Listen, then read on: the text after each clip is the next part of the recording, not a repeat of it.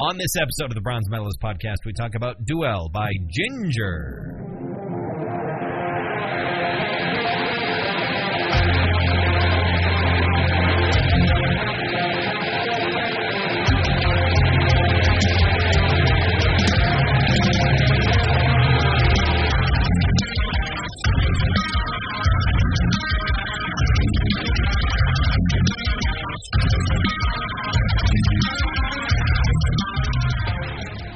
Welcome to another episode of the Bronze Metalist Podcast. I'm Kale. I'm OJ. We're two professional broadcasters. We like metal. We like to talk about it. And it's Female February, which is a time that we take to highlight the various female artists or female-fronted bands out there in the metal scene.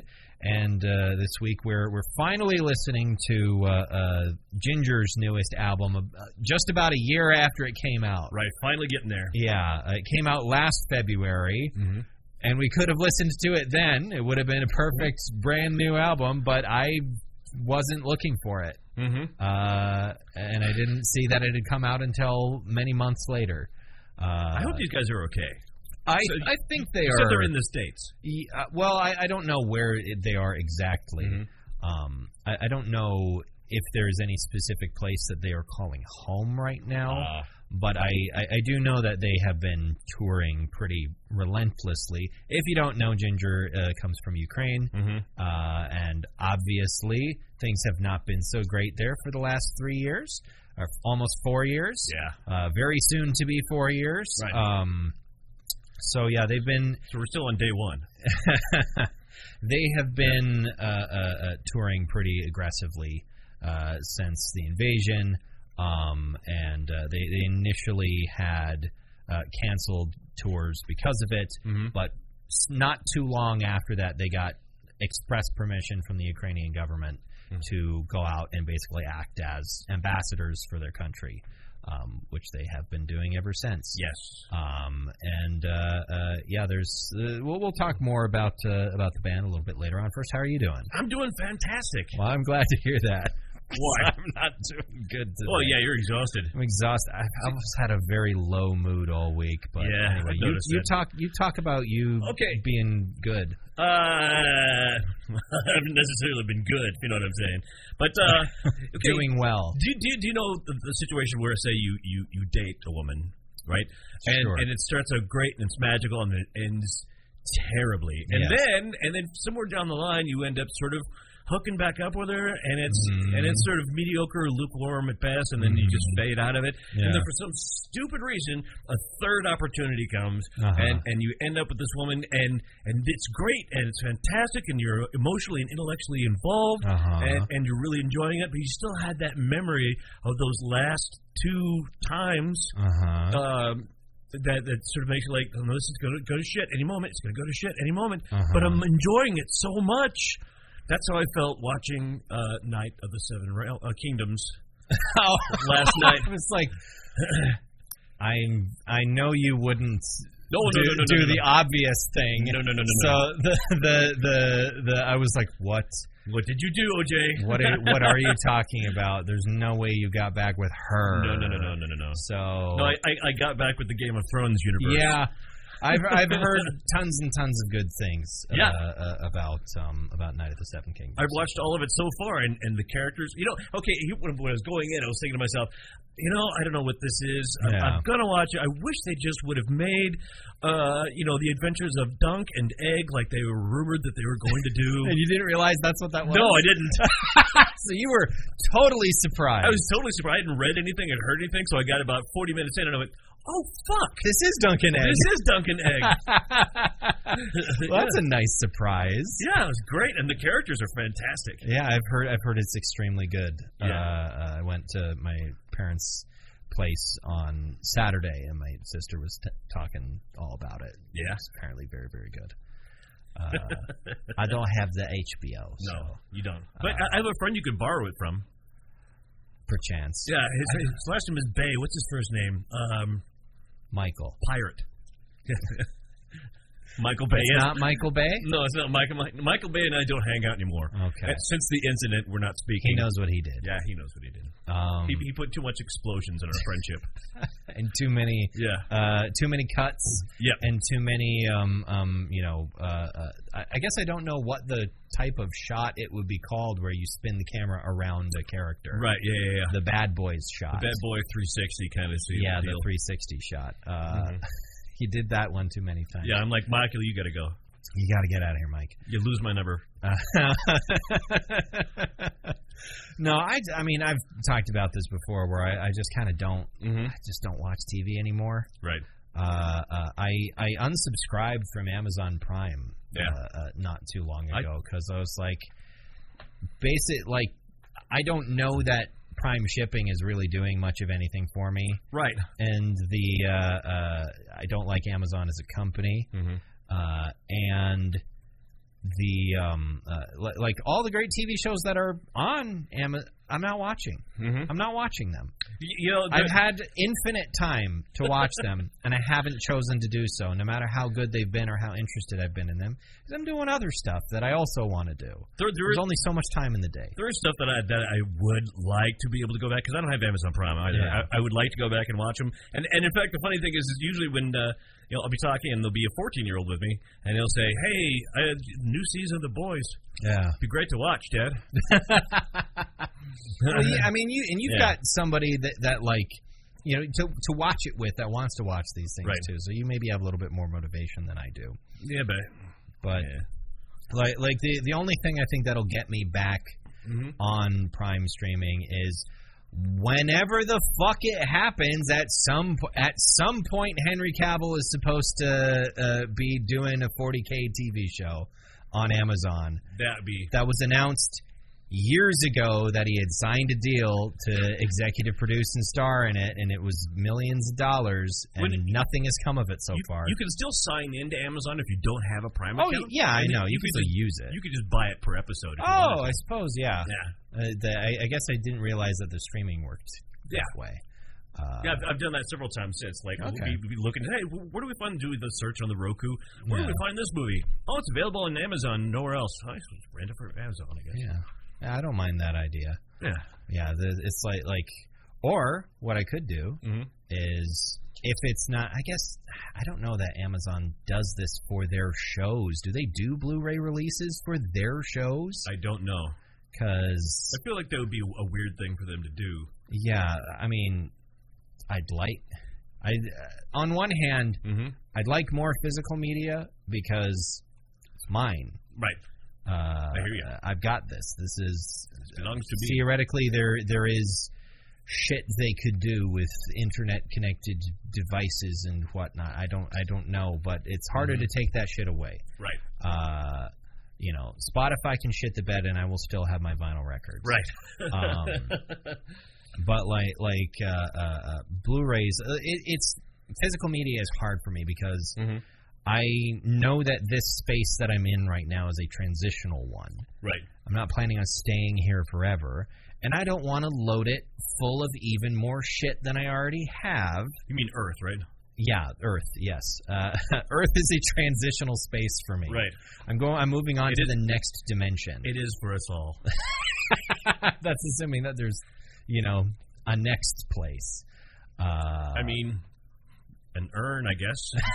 That's still on Earth, OJ. Yeah, that's a good point. It's not really me anymore. Unless it gets shot up into space, in which case it'll still be in Earth orbit. Right. Yeah. I don't think people are sending their loved ones' ashes into an escape velocity.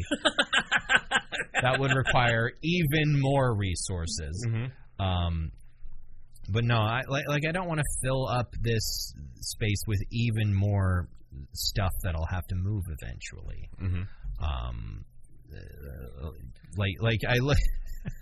I love my collection of Berserk hardcovers. They're heavy. Jesus Christ! I put them all in one tote. It was insane how heavy that was. It's like the fucking sword that Guts has. Yes. could build the fucking Dragon Slayer out of these fucking books, and it would be just about as heavy. Yeah, it's like it's more things to move. Right. And whenever it comes to pass that I do move out of this place and hopefully into a house, I would really love if the way I could finagle the moving situation is to get keys to the house at the start of the month and have the move out date from here be the end of the month. Have the whole month to just take 1 or 2 boxes of things a day and not have to do it all at once, because I hate that. I hate it. I'm not fit enough for it. It's stressful. It's there's just so much that is required to happen all at once, and I would love to avoid doing that again if at all possible, and just leave the biggest, heaviest stuff for last. Of like, these are the things that I cannot move on my own. Right. That one day where you're gonna have help. Yeah. Like that would be nice. I'd like to do that. When your dad and Matt are over. Yeah. We'll see when the day comes. Yeah. That one house that I really like went down by $4,000. Oh, really? Yeah. I wonder what's wrong with it. That's the thing. It's such a lovely looking house. It's a nice lot. It's in a good part of town. It's not terribly expensive. I don't know what the issue is. I don't know why it's still on the market. I don't know why it came back on the market. It was under contract seemingly for a while, and then it popped back up a couple weeks ago, and I'm like, what's the deal with this place? I did notice for the first time a picture in the basement. There's a part in the basement where there is a drop ceiling, and all of the tiles have stuff written on them. I couldn't read what any of the stuff was, but the drop ceiling in the basement, there's writing all over it. I'm like, what the fuck? Why have I never seen that before? It's everywhere. They're absolutely covered in writing. It's just those ceiling tiles, but... Maybe you should take a look at the house. I mean, actually physically just call a realtor and say, hey, can I schedule an appointment to come see this place? Can I just get a tour? I ought to do that. But... because it's a nice house, it's 3 bedrooms. It doesn't seem like it's too much house. Like the pictures don't make it look too big on the inside. Right. Because I definitely don't want a place that is too big for just me. I like space. Right. I like having space for me and for my stuff. I don't like feeling cramped. But I don't need, even if it is a good price, I don't need more than 3 bedrooms. I don't need 3 bedrooms. Right. I don't need that. I would like it. It'd be nice. It'd be cool to have like your office room and then maybe a guest bedroom. Guest bedroom that also serves as storage or whatever. Yeah, and basements are also nice because it's a whole other room for random shit. Right. It's good, but like, yeah, I don't know what the deal with that house is. I feel like this weekend what I want to do. It won't take all day. But I do kind of. I want to drive up to in the Lake Darling direction, and take a look there and see if there's like a good place for me to go and target shoot. Cause my understanding of North Dakota law is that on public land you are allowed to target shoot. Just you're not allowed to shoot the animals. Right. It's my understanding of it, but I won't be doing. I'm just going to be looking at the place. You also, need to be safe. Don't shoot in the direction of roads or people's houses or anything like that, or people's faces. But I want to do that. I went to the gun range in Wilton on Saturday. Nice. Before I went to my parents' house, I went past. I stopped there first, and I wanted to grab my old. Hiking boots that I have for deer hunting, and then I asked my dad. I was like, "Do you want to come with to the range?" And went down. I was expecting it to be wet and swampy because it's been nice and warm. It was so icy. Really? It was it's in like non-reclaimed mining land. Gotcha. That was from back in the day when coal mining companies. did not have to reclaim the land. So it's all fucked up. And it made a great spot for a gun range because there's this long bay there that is surrounded on all sides by these tall, steep hills. It's a really good spot to put a gun range, and the Game and Fish Department seemed to think so they put one there. But the bay itself was covered in ice. It wasn't like fully icy. Like there was definitely grass in spots where you could step on and not slip, but a lot of ice. The benches, they were clearly snowbanks that got soaked all the way through and then froze solid. Right. So there was a solid foot of ice essentially next to the benches. And I was hoping to shoot my AR-15 off the shoulder a little bit just to see how that feels instead of just on the bipod, but I barely got to do that because you don't want to slip and fall with a loaded gun in your hand. No, you don't. So yeah, I mostly shot it off the bipod and got my sight dialed in. How did it feel? It was good. It was good. It was a little more recoil than I had expected it to have, just because 5.56 has a reputation for being very soft recoiling. Sure. But I think that's maybe for people who have a bit more experience than I do.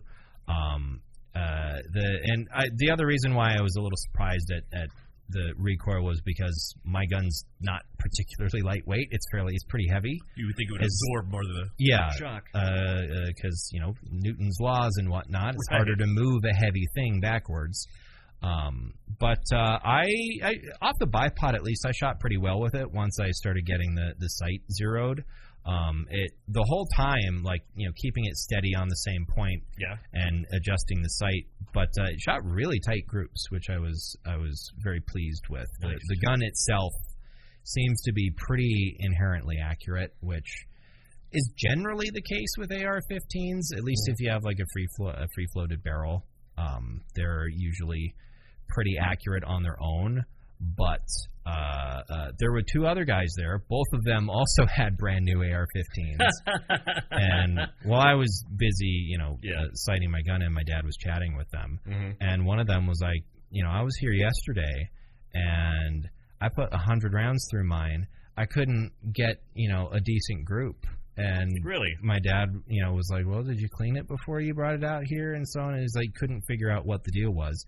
I don't know if they started closing up and the gun just needed some weird breaking in.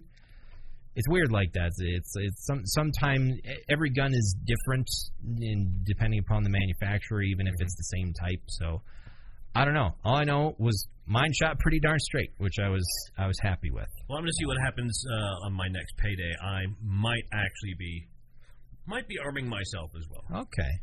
You're looking at M&P shields, right? Yeah, I was. Those are darn good small, self-defense pistols. That's all I want. Were you looking at 9mm or 380? 9mm, okay. Yep. 380 is pretty good as far. It has a good reputation, and it's a bit smaller, not quite as snappy as 9mm. And if there's a person trying to kill you, it'll still hurt them pretty darn bad. Sure. I don't think anyone wants to be shot by 380 automatic. I don't think anybody wants to be shot, really. I feel like, yeah, I think that's a very good point. I know one dude. I did watch a video recently talking about how 22 is better than people think when it comes to self-defense. Well, yeah, because sometimes there's no exit wound. Yeah, it ping pongs. That's definitely not good. But it's the sort of thing of what you are trading is stopping power for the fact that it is very easy to shoot. No recoil. Yeah, it's extremely low recoil, and it's very easy to get multiple shots on the same target that you might not get with something heavier, literally anything heavier, because everything is heavier than 22. And it's not quite as as anemic as people tend to think. The one issue with 22 is ammo is relatively unreliable. the chances that it's not going to fire, that you're going to have a misfire, are much higher than with centerfire cartridges. What is the reason for that? Rimfire is just an inherently less mechanically reliable system for setting off. And all 22s are rim jobs? Yep. Yes, they are. At least 22 long rifle anyway is all rimfire. The reason for that is because once you get down to a certain circumference of cartridge, those are tiny. Yeah, it's very difficult to make a primer, a separate primer that small to put on there. They do that, I think. Well, actually, I'm not sure if 17 HMR is center fire or not. There is an even smaller bullet that is relatively common, which is, as I said, 17 HMR, which is mostly used for hunting really small game like prairie dogs and squirrels and whatnot, because it's higher velocity and much you get a lot more range and accuracy out of it than you do out of a 22. I just feel like, for some reason it just landed weird in my brain that you're calling squirrels and prairie dogs game. Like it's technically true. Technically true. We're eating good tonight, fellas. Yeah. I mean, you could. Plenty of people have eaten squirrels before. Fry me up a deck rat. I doubt too many people around here that shoot a squirrel do much eating of them. Right. I don't think any of the apparently many squirrels my dad has killed in recent weeks. I don't think any of them ended up on the grill. I have eaten grilled squirrel. I have had. How was it? It was actually pretty tender and juicy. It was a little greasy, but I imagine it would be all right. And it was prepared by a person who knows how to cook their squirrel. Yeah. It would. Yeah, I don't know. Yeah, I don't know.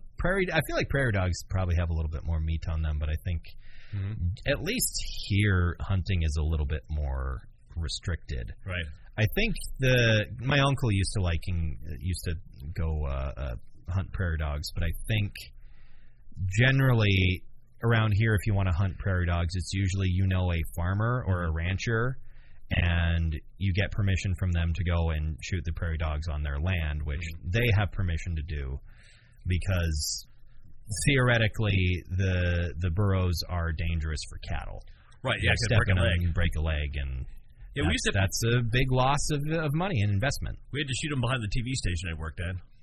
Well, JD had to. JD and Andrew would be out there because there was all those cables. And things. You can't have. Don't want them chewing through them or anything like that. Right, and we had one morning news guy on KCJV radio who was so furious.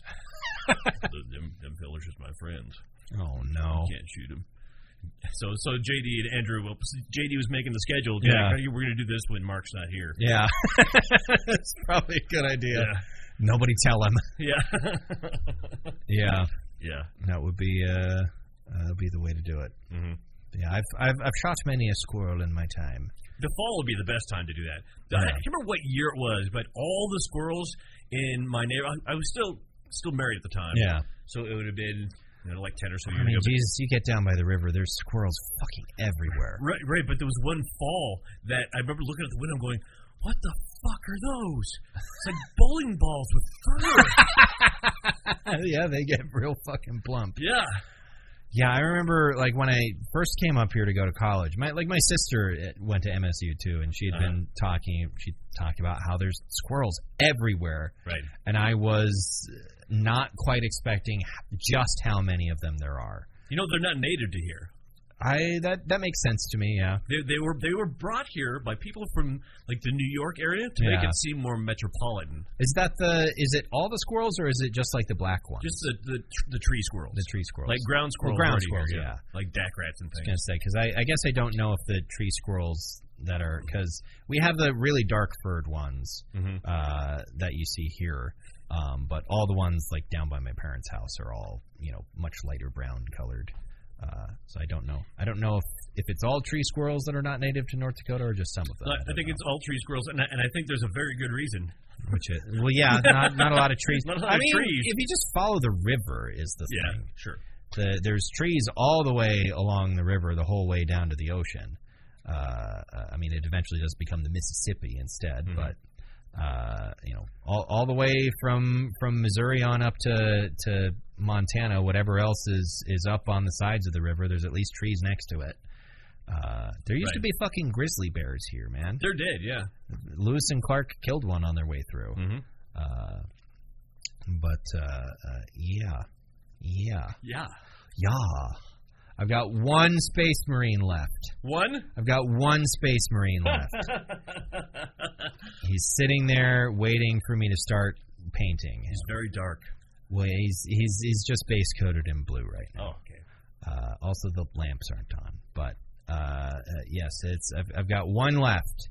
I'm almost there. I'm almost finished with this box, and then it's time for the tank that I'm sure is going to drive me insane. By the way, my favorite Miles Davis album, Base Coated in Blue. Base Coated in Blue. I'm excited to get working on the tank that I bought last month. Mm-hmm. I'm also afraid because, Jesus Christ, there are so many pieces. Mm-hmm. There's so many pieces. And there's a bunch of different options, too, that I want to magnetize. Mm-hmm. I want to get magnets, but I've never done that before, so I'm going to have to watch a bunch of videos and figure out what the best way to do it is. Did I tell you the other thing I did? I don't know. I don't think so. It reminded me. Well, first of all, when I came back from my little excursion to Bismarck, and which was great, a whole lot of fun, and I was there to help a friend, really, but I was just in such a good mood that I cleaned my apartment. Mm-hmm. I got one of my sinks unplugged. Yeah, and then I restrang my guitar. Oh, hell yeah! And I plugged it into my Marshall practice amp, and the Marshall amp needs some work. But it's probably unhappy that it's been unused for so long. Right. Yeah. You have to Fonzie the thing. Explain. You probably never watched Happy Days, have you? I don't think I've seen an episode. I'm aware of Fonzie and Happy Days, but cool. I don't think I've watched an actual episode of the show. The way things he would make electronics often work was you just pound it with his fist and it would come on. Percussive maintenance? Yes, percussive maintenance. And it works. It works on the amp. So it would go, and you just punch it, and it's fine. Well, there you go. I'm glad you started playing guitar again. Yeah, me too. My hand is not quite back from my tumble that I took in the parking lot. Oh, yeah. So I still got some sore meat in here. Sore meat.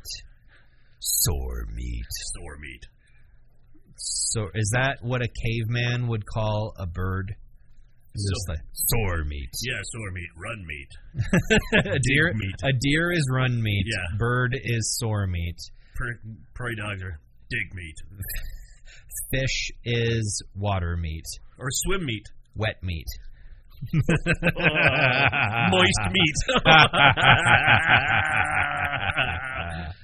Anyway. All right, let's talk about Duél by Jinjer. So if you don't know, Jinjer is a Ukrainian metal band. They've been around for a while. Their debut album came out in 2016. It was called King of Everything. And since then, they have been touring and performing. This is their fifth full-length album. They come from Donetsk in Ukraine. Yes. Which is unfortunate for them because that is definitely one of the hardest hit places in the country, and has been going back. I think Donetsk has been under assault since like 2014 with the initial sort of Crimean crisis that happened. Right. The Crimean Peninsula. Since that began, Donetsk I think has been continuously under threat. Obviously got much worse in 2022. I wonder how they feel in Crimea now, because I think at the time the general sentiment was, yeah, we kind of do want to become Russians. I wonder if they're still feeling that. Well, because that's also the thing of like, is that actually how they were saying that, or is that what Russians were saying they were saying, or maybe American media? Yeah, that wants to paint the picture the way they want it. I mean, if we've learned anything about the relationship between the United States and Russia, it's that there's not a lot of information that we can really trust about what's happening. Right. Anything that comes from them. It's not trustworthy. Mm-hmm. I don't know. I'm not sure what the sentiment was at the time. Overall, obviously, the argument at the time was that this is the Russian support for this is these are ethnic Russians and they're doing this thing is part of the excuse they used for the invasion too. And it's like, what the fuck? This 3-day operation has really gone on for a long time. Yeah, it's gone on for way too long. They obviously that was 2022 was a pretty big deal for the band, and they had paused touring to help focus on relief efforts after the invasion. That happened in March, of course, is when the invasion happened. By June, they announced that they had received permission from the Ministry of Culture in Ukraine to leave the country and basically tour as ambassadors for the country and also, do their job and make their living because this is what they do for a living. Right. And so they've been touring ever since and produced this album. This album was produced, I think, here in the U.S. Let me take a look, actually. I cannot recall. They actually played Montana not too long ago. I mean, Billings is a pretty big place. Yeah. It makes sense as far as I feel like I wish more bands would play in Billings. Well, I think they were playing in Webo, though. Webo? Classic Webo, Montana. Good old Webo, Montana. Just on the other side of the North Dakota border. Yep. Let's see, where was this produced? Where was it recorded? I guess maybe that information is not on the Wikipedia page. I don't know. All right. I don't know. It was produced by a guy named Max Morton, but I don't know. That doesn't sound Ukrainian. Yeah, it doesn't sound Ukrainian. I don't know exactly where they were. But the band, by the way, consists of Tatiana Shmalyuk, who's the vocalist, Roman Ibram Khalilov. I'm going to struggle a little bit with these. Okay. Eugene Abdulkanov, and Vladislav Ulasevich. You got sorry, my Slavic listeners, if we have any. And by the way, anytime I hear someone say that she's the vocalist for this band, my brain goes and spins inside my skull because. That's right. There's only one. There's only one vocalist in this. There's only one. Jesus, Murphy. She is a monster. She is. Probably one of the best in the business at the moment. Absolutely a beast of a vocalist. Her, in either realm, both for clean vocals and for screen vocals. Right. She has a pretty amazing range, I would say. It's like she'll go through a large chunk of a song with the screamed vocals, and you can taste blood yourself. Yeah. As you're hearing her do this, and she comes out with this lilting, beautiful singing voice with vibrato and it's in key. How the fuck do you do all of that and then you just go into that? Well, and it's one thing to have that happen in the studio, right? Sure. And record everything in different parts. You watch them live. You watch her do, one-take performances in a studio setting, or you watch a recording of a live performance.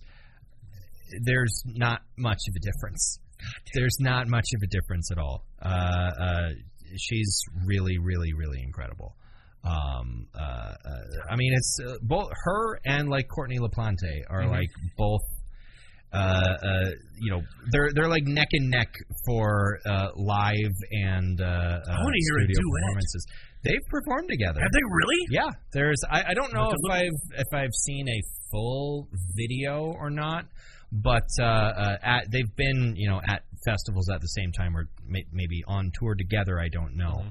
But I've seen at least it was like a YouTube short of Tatiana guesting on a Spirit Box song at some point. Wow. I did also see, I think it was at that exact same event in the same concert, Poppy showed up as well, I think. It wasn't too long ago that there was a new, not Evanescence, but Amy Lee. Yeah. Amy Lee released a solo song that had both Courtney LaPonte and Poppy on it. Wow, that was not. I listened to that; it was pretty good. Mm-hmm. Yeah, definitely one of the best vocalists out there. The band itself, if you've not listened to Jinjer, mm-hmm. I always forget just how proggy they are. They are very proggy. I forget about that for some reason. That they are very they're how weird their music gets at times. They take a specific sound and they're just like, let's experiment with it. Let's get kind of weird with it. Yeah. It's sort of a like the meat of it is kind of a slightly like an alternative metalcore type sound. Mm-hmm. And then they really just it feels like they just sort of twist it and kind of deform it a little bit into something a little bit weirder and more fluid. Right. Just as aggressive and pumped full of energy at times and aggression, but definitely kind of adding little twists and weird digressions into the riffs and chords. I love it. And there are sweet moments in here as well. Absolutely, yeah. And that's the dynamic elements that they are able to pump out always impress me. And it's one of the things that I just love about this kind of music in general. It's one of the things that I really look for in the music that I like is variety, not only from song to song, but within the songs themselves, where I start the song and within the first 20 seconds, I go, I have no idea where this is going, but I want to find out.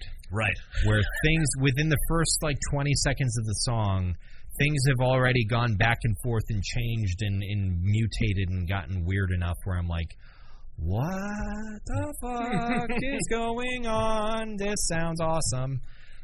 That's kind of what I want. That's kind of what I want most of the time. It sort of depends on the mood. It's hard to say that about a Bell Witch song. Yeah, but that's definitely a mood. It's a very different mood. But I would say, broadly speaking, one of the things that I appreciate most about, I think it's one of the things that really attaches me to progressive metal and rock is that ability to change on a dime what's going on. Same here. I think that's one of the things that really draws me to it, and I always forget how much of a prog element there is to Jinjer. They're also pretty. I think one of the terms I was reaching for that was right in the corner of my vision and didn't look at it to find it was groove. Yeah. They've also got a fair amount of groove in their sound. That also adds. They have a very unique mix. I can't really think of a single other band that sounds even vaguely like them. Right. No. I can't think of anything. Lamb of God. Actually, to some extent, yeah. Kinda. Yeah. Kinda. Yep. Every once in a while, I'm like, I need to listen to more Lamb of God, and I never get around to it. Right. Because I like Randy Blythe as a person. Right. He seems like, despite the short prison sentence that he went through for a thing that was arguably, but not really, but yeah, it was. Well, he also didn't have any personal involvement in it because it was just because, if I remember correctly, a person died at their show. Right. It wasn't anything he specifically did, other than I think he called for a wall of death. Yeah. He was like, yeah, let's see a wall. As has happened at so many metal shows. That's just a thing that happens. Someone died. Horrible. The government of the Czech Republic held him personally liable for it. And he owned it. Yeah. Or he was forced to, I guess. Yeah. But beyond that, he just seems like a pretty good dude. And his name is synonymous with horny wolf. So.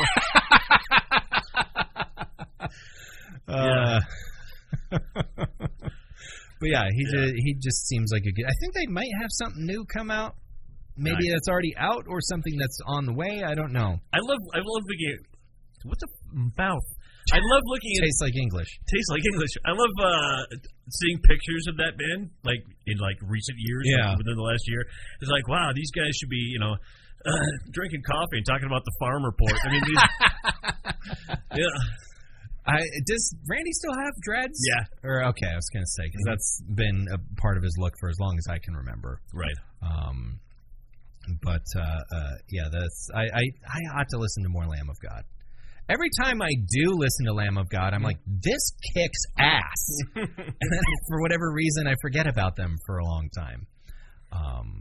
But I think we all have some sort of a weird psycho connection to music that we don't understand. Like with Architects. Yeah. And I start choking to death just because you brought them up. You have an allergic reaction to them for some reason? Yeah.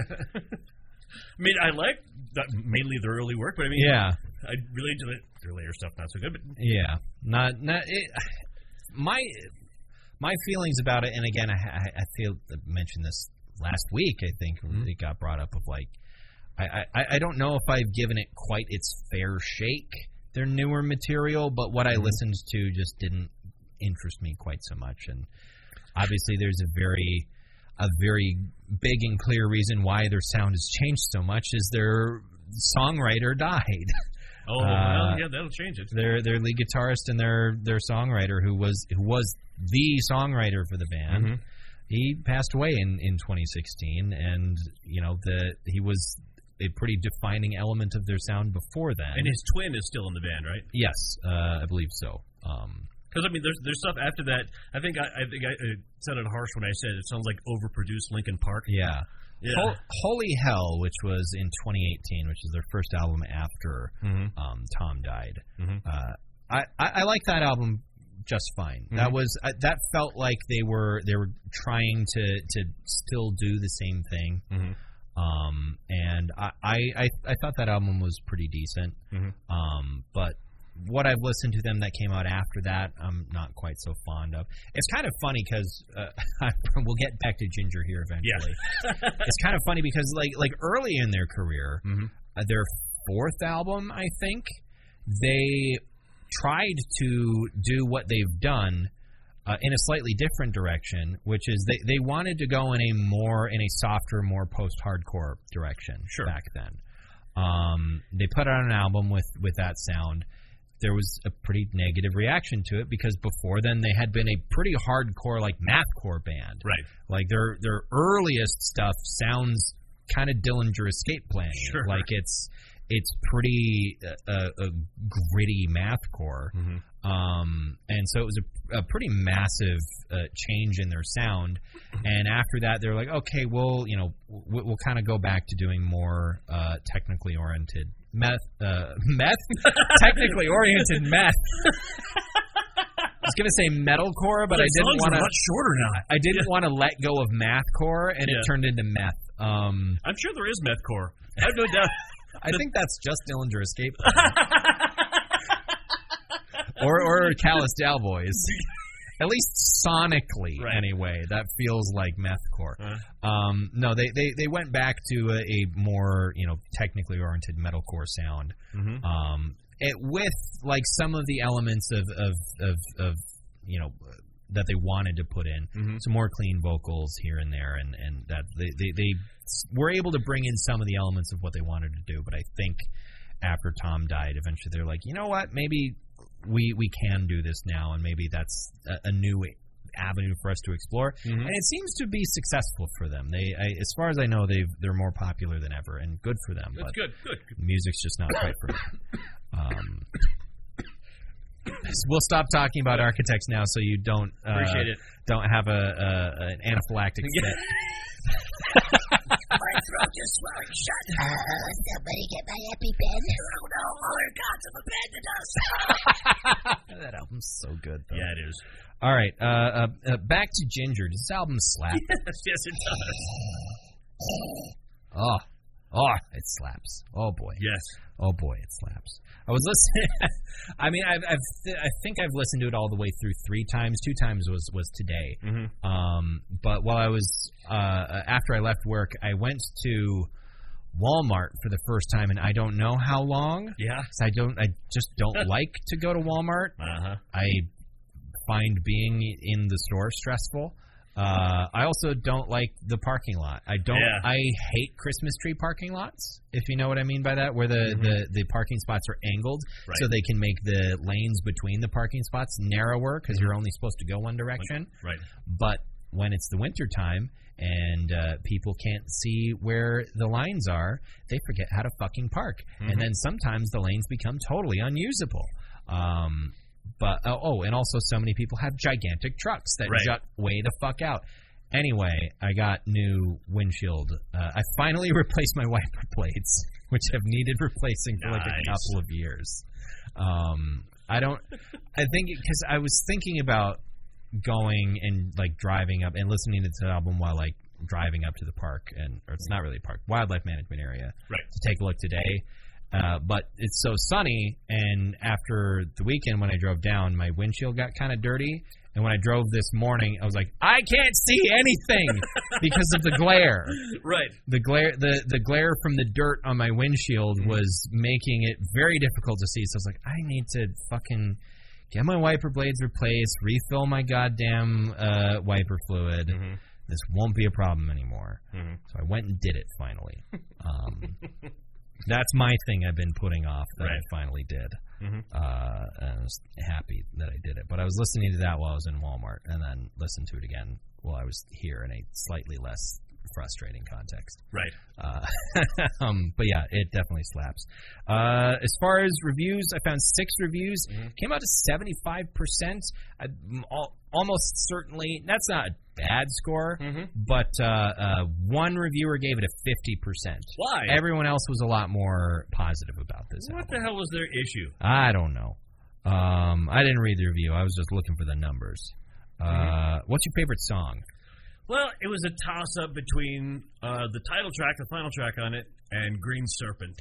I put down Green Serpent. Yeah. That's a banger. baller song.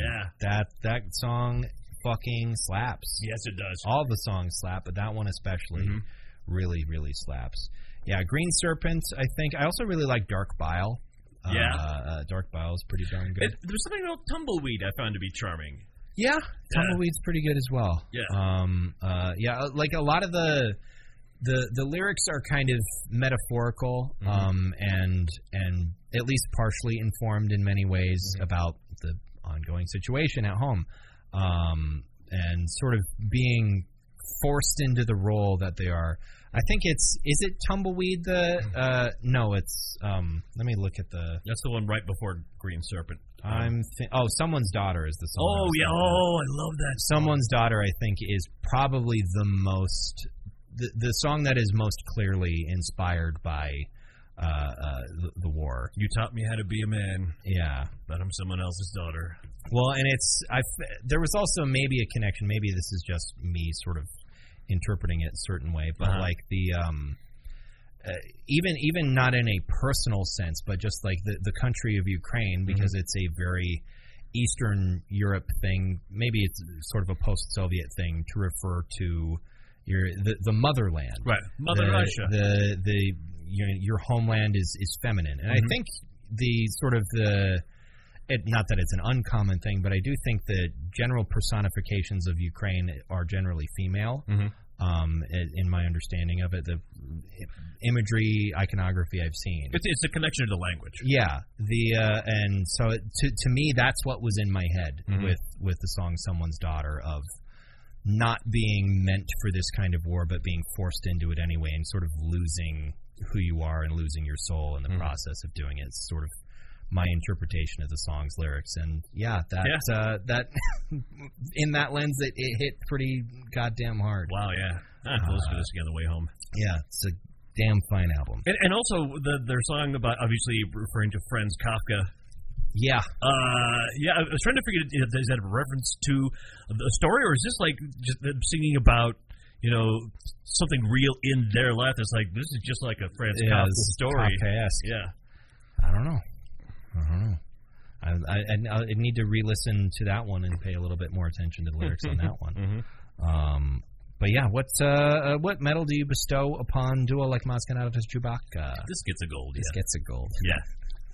Not too long ago, by the way, I explained to someone that I do this every episode. Yeah. That I do the Maz Kanata to Chewbacca thing. Yeah. So I was talking about how, like, it got brought up that still the last movie I've seen in theaters was that movie? Fucking Episode 9. And I was talking about how it kind of sort of killed my love for Star Wars. Yeah. And then I mentioned, like, the only because it's the last it's the only Star Wars movie I've only seen once. Really? Yeah, I've seen every other Star Wars movie at least twice. I think I've seen. You've seen Solo twice? Okay, I actually haven't seen Solo. Okay. So out of all the Star Wars movies I've seen, Episode 9 is the only one I've seen once. I have not seen Solo. I think I maybe saw the very end of it one time at my parents' house, but that doesn't count to me. Let me tell you, I watched it completely sober, awake, sitting upright. You don't remember? I don't remember a fucking thing about it. No, out of the Star Wars movies I have actually seen, I've only seen Episode 9 one time, and I'm perfectly happy to keep it that way. I think I've seen Episode 8 at least twice, maybe 3 times, but I think it's only twice. Which one's The Last Jedi? That's Episode 8. Episode 8. All right, and The Rise of Skywalker is Episode 9. Yeah. I was talking about how the only way I continue to relate to Episode 9 is by saying is the fucking Maz Kanata to Chewbacca line at the end of every episode, which I refuse to let go of, because the longer we get from that movie, the funnier it is to me specifically. That's like an ongoing joke I have with my friend Tori. Tori and I had this ongoing joke. We decided one day, hey, let's get lunch at Denny's. You want to get lunch at Denny's? I'd love to have Denny's right now. And then you never went to Denny's? No, we went to Denny's. We sat down, and he's like, we should just split this check. We get separate checks. I'm like, here's how this works, my friend. We take turns buying. That way, it's always somebody's turn. Now we always have to come back and have lunch together as friends. And that's great. Yeah, so he bought lunch 20 years ago. Never went back. No. In fact, we bring it up every now and then. We realize it's way too funny now to ever go eat at Denny's. You just can't do it. Can't do it. It would wreck the joke. Yeah. I love that. Yeah. All right. Well, next week, what do you want to talk about? We're going to talk about a new album by a band that describes themselves as feminist, occult, death punk. That's what they call themselves. Jesus. All right. It's a new album I'm pumped. Scold is the name of the band. They're Italian, and the new album is called Abyss Calls to Abyss. Okay. All right. That sounds like it kicks ass. I've listened to it, and I'm just thinking about it right now, making my hair standing on end. All right. Yeah. Well, what was the band's name one more time? Scold. Skulled. All right. Scold. Okay. Well, we'll listen to that next time. Until then, why don't you go ahead and subscribe to our podcast feed on whatever podcast service you're using to listen to us. Thank you very much for listening to another episode of the Bronze Medalist Podcast. I'm Kale. I'm OJ. Congratulations!